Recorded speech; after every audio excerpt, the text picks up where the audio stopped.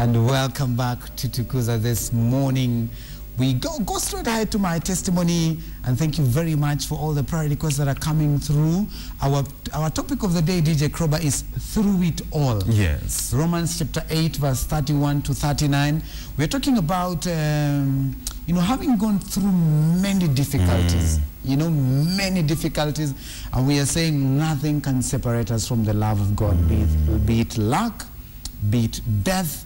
It will not separate us from the love of God. Together with the Master Record Selector, DJ Kroba, my name is Anthony Ndema, and we have our guest ready. Karibu sana, Henry. Asante sana. Hey, yo suti Buddha. Asante. Umeua. Asante. It's a pleasure to have you. Pleasure to be here too. Yes, and we saw you last week on TV. Tunakuonanga kwa TV. Kwa TV JCC. Kila wiki wewe hata. Oh yeah. Yes. Oh yeah. What do you do at JCC? I'm a sound technician right there. Yes. Kwa hivyo wewe unakanga kwa hiyo kitu, hiyo ndio kanisa yangu. In fact wanasemaga wewe ndio unakanga kwa hiyo kitu iko na vitu mingi. Karibu sana, Henry. Can you introduce yourself to us? This is Henry Umtai. A father. Yes. A husband to one wife, one beautiful wife. Yes. Yes, and born again. God loving, God fearing. Oh yeah. Wow. Come on now. Yani umepitia vitu paka you can hear it in his voice. Sobriety. Yes. Nimezipitia. Yes. Ndio. Tuanze kabisa. Let's go straight ahead. It all started when you were 11 years old. Yes. Tell us about that. I lost my mother when I was 11 years old. And life changed, totally turned around. And before losing our mother, we had been staying with her in the village. So when she went to be with the Lord, we had to shift and put up with Dad. Who was in town? Who was in town. Both of them they were separated? They were separated, actually. We were back in the village, and my dad was in Kakamega town. And so we were schooling down there while Dad worked to supply and provide for us back at home. Then when we lost Mom, and we didn't have so many relatives, my dad lost all his brothers and sisters, and so he remained alone with his dad and Mom. And so when Mom went to be with the Lord, we remained with Dad and Grandpa and Grandma. And so we had to shift from the village back to the, go put up together with Dad in Kakamega town.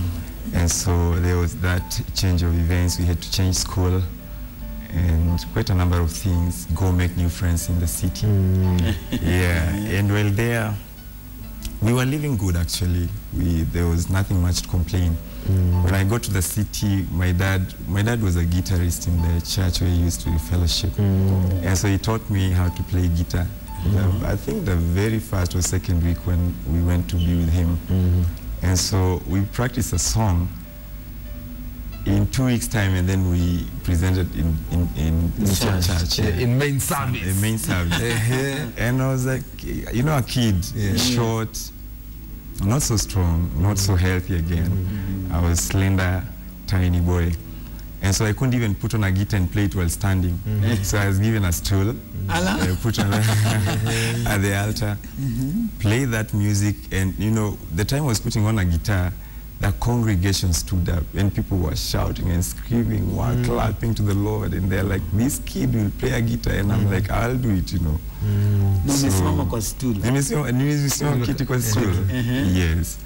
So I stood there. No, I didn't stand. Actually, I was playing guitar while seated, and I remember we were doing this hymn, Satan is like a roaring lion, moving to and fro, seeking whom he may devour. And so my sisters split voices. We had others do soprano, alto, tenor, and Dad was just on the guitar. After that particular session of presentation, someone rose up and blessed me with a guitar, acoustic guitar. Said go and just practice and fly up high there. And so my dream began right there. I'll play guitar. I became the rhythm guitarist in church. And while I did guitar, I would observe the guy who did sound for us. So namwangalia nafanya sound, na nacheza guitar I would go to church every Saturday, Friday evening. coming back from school, I'll go to church with my clothes, my special clothes for Sunday service, stick there for an overnight, go for worship practice on Saturday, and then do sound on Sunday. Yes. So I joined the worship team as young as I was. I think I was in class 5. I was in class 5. So I did praise and worship together with the team. And up to class 8. By the time I was doing my class 8, I had become that church sound technician, the main sound technician in that church. Class 8. Class 8. Kanisa iendelee bila wewe. Yeah, haiwezi endelea bila mimi. And there I schooled in Matende Primary School in Kakamega, Malemba. Yes. I was a member of Afsea Church. Yeah, within the same church. It's a big church. It's a big church. Yeah. Yes, it is. And so I did my music there, and then people began falling in love with me, men of God especially. So I used to have 4 days with my family, and most of the weekends I would stick to one of the pastor's house or a member of the church, or stick in the church house, rehearsing, working on the music. So I began practicing keyboard, bass guitar, drums, sax. So I have a touch on almost every musical instrument. Yes. And so I began doing that, went to Form 1 as a main sound technician and main guitarist. Now I shifted and put all my weight behind bass guitar. So I'll do bass for the choir, praise and worship and all that. And so even when I was in class 8, I remember joining a band, Cross Gospel Flames band, as the bass guitarist. And at times when you don't have the drummist, I'll do drums. So we did that with Pastor Were, who actually happened to have left us. He went to be with the Lord. So I was there with the band. I was in the praise and worship team. I was in the choir. I will do at times drums in the interdenominational ministry, EM ministries with Reverend Kubondo, who is in Kakamega again. Yeah, and so I was just all over. When all this was happening, you were busy in church. Was everything right at home? Not really right. Because now I remember, my dad was alone. His salary was far much less than 10,000 a month. How many were you? We were 7.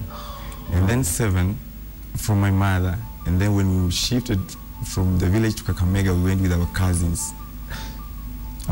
So we were about 13 kids in the house with the dad.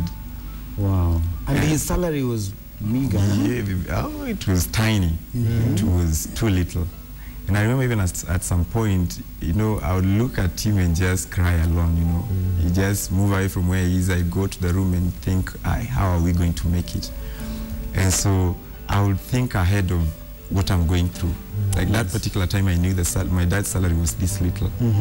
And so I would talk to friends in church. They support me with some money. I remember another day I took my Black Mamba bicycle, went to look for charcoal. A horse sack, came with it to the city. I went about 30 kilometers away from the city, bought it cheaply, bought gorogoros, tukagawagawa hapo, and began selling the charcoal. And we would make some good money out of it. Okay. Yeah, I influenced my elder sisters, told them to go for sukuma wiki, fresh sukuma wiki, because again where we used to live was our house was adjacent to the road. Okay. So we made like a small stall there for selling small charcoal, sukuma wiki, small things. Yes. Did someone else come to that house? We had so many friends. Yes. Yeah, so many friends. And people when people realized I love music, they will come again and again. And we do music from our house, play guitar, eat, sleep there. Did your dad at one point decide to marry again? Yes, he did. But that was way later when I was, I think, in Form 3. Okay. Yeah. Tell us what happened when your dad decided to marry again. When he married, I was not at home. Okay. When I came back from school, I bumped into, hallelujah, a stepmother right there. Stepmother right there. Composed, quiet. Yeah, hardworking, because I hadn't known her well. Yes. And so I went back to school for my 4th form. After 4th form, coming back home, the life wasn't the same. at all, at all. So I'm there, and I think a few days, I'm told Dad has decided that we move back to the village. You know, me, I'm asking myself, all the friends I have are in the city, man. Yeah, we're going back to the village where we came from so many years ago.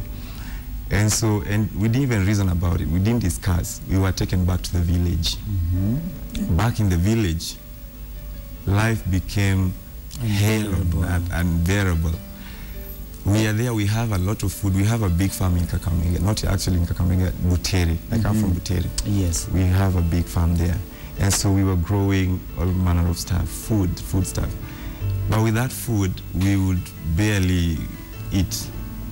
I remember at some point our menu became stagnant. You know that when you unajua morning you are taking porridge, and not just porridge, raw porridge. Raw porridge is where flour separates with water, settles down the jar, and then water comes. And then you are given a whole of it. Per person, we were like, when we went back home, we were isolated. My brother and I were built a house next to the gate, away from the main house. Okay. And so we were served there. We were not allowed to go to our dad's house. We were eat from there, sleep there, do everything from there. And so it was just so much unbearable. So I remember at some point my brother got annoyed and just decided to go for the stepmother and beat her. Yeah, beat her. I'm sure that caused trouble with your father. A lot, man. When he came back from the city and we were there, he took a hold of a panga and he was like, I have to eliminate the two of you. Become too rude to, you know. And inside my heart, I was so clear. I knew what I wanted in life. I was not part of that. Though I supported my brother, I mean, we are dying here. Every day the menu is porridge at 11, lunch at 4, raw ugali and fried sukuma wiki. You know that one will boil? Yes, you're served like that. Dinner comes around 1 a.m. Raw, very little. When you complain it's too little, you are served with a meal that can actually be served like 30 people. And we are only 2, so you just get annoyed and not eat. They hid all the paraffin lamps away from us. We were given that small smoke machine, you know, and they would serve us with like, if I would measure with a spoonful, it would be like 2 spoonfuls of paraffin. And you know, when you light that thing at 7, by 7:15 or 7:20, it's over. So you stay in darkness for the rest of the day, and we'll be laughing right there. Okay, hold it right there. We'll be coming back with Henry later on. I'm going to understand a few things. After going through this foundation, after going through this particular foundation, how did it escalate, and what happened in his life later on to make him the person he is right now? When we come back on Tukuza, don't go away.